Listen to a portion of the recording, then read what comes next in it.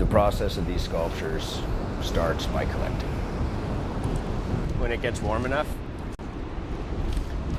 this is like the best time of the year. In the summer, I can collect like a little fucking squirrel. And then in the winter, I have the reserve.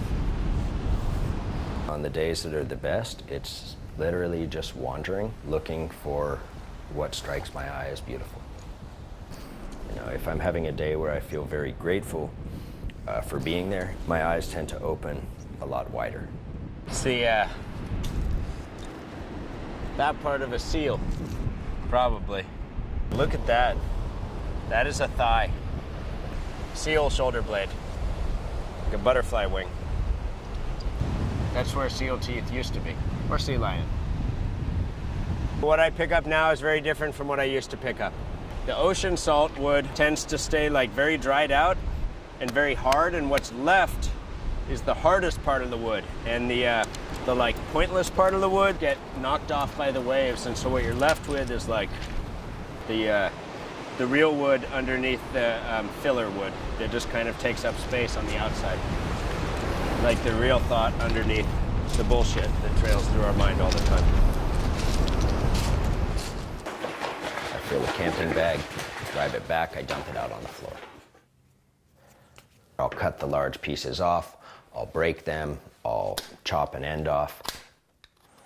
Sometimes the piece is perfect all on its own, and all I do is begin the process of sanding for hours and hours and hours.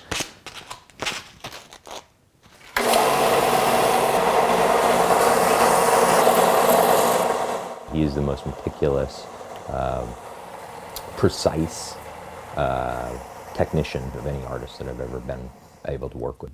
I've literally walked in on him at noon and seen him sanding a piece of wood and burnishing it and doing whatever, and then come back 4 hours later and he's still working on that same piece.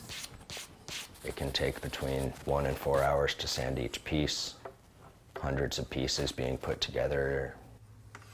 It takes quite a while. All those other pieces are working towards things like this. This one here took about 10 months from beginning to end.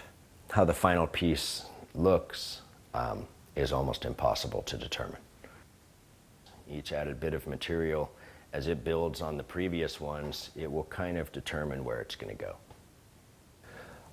I think there's a part of all of us, and Brenton included, is that part of it is checking the board. What's the score on the board? It's how much do you sell, and who do you sell it to, and how much did you sell it for?